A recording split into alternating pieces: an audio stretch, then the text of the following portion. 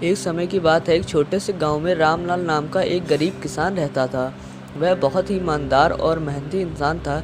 उसके पास खेती करने के लिए बस एक छोटा सा खेत था, जिससे वह अपनी परिवार की गुजारा करता था। रामलाल की आर्थिक स्थिति कमज़ोर थी, लेकिन उसका दिल बहुत बड़ा था। एक दिन रामलाल अपने खेत में काम कर रहा था कि अचानक उसकी पुरानी फावड़ी टूट गई। उसे नई फावड़ी खरीदने के लिए पैसे की ज़रूरत थी, लेकिन उसके पास पैसे नहीं थे। परेशान होकर वह गांव के जमींदार से मदद मांगने गया। जमींदार अपने कठोर स्वभाव के लिए जाना जाता था, लेकिन रामलाल की ईमानदारी पर उसे भरोसा था। जमींदार ने रामलाल को एक सोने की सिक्कों से भरी थैली दी और कहा, यह पैसे लो और अपनी ज़रूरतें पूरी करो, लेकिन ध्यान रखना यह पैसे लौटाने होंगे। रामलाल ने सिर झुकाकर धन्यवाद कहा और पैसे लेकर बाजार चला गया।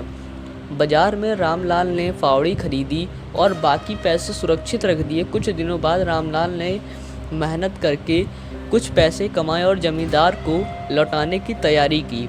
जब वह जमींदार के पास पहुंचा तो उसे रास्ते में एक चमकता हुआ सोने का सिक्का मिला। रामलाल ने सिक्का उठाया और सोचा, अगर मैं यह सिक्का जमींदार को लौटा दूं तो वह कितना खुश होगा। यह सोचते हुए रामलाल जमींदार के घर गया। रामलाल ने जमींदार को सिक्का और बाकी उधार के पैसे लौटाते हुए कहा, मुझे यह सिक्का रास्ते में मिला है, यह आपका होगा, इसलिए मैं इसे लौटाने आया हूँ। जमींदार रामलाल की ईमानदारी से बहुत प्रभावित हुआ। उसने मुस्कुराते हुए कहा, रामलाल, यह सिक्का मेरा नहीं है, यह तुम्हारी ईमानदारी का इनाम है। तुम्हारी सच्चाई और मेहनत देखकर मैं बहुत खुश हूँ। इस सिक्के से अपने परिवार के लिए कुछ अच्छा करो। रामलाल ने सिर झुकाकर धन्यवाद दिया और मन ही मन सोचा, ईमानदारी का फल कभी खाली नहीं जाता। इस घटना के बाद रामलाल की इज्जत गांव में और भी बढ़ गई।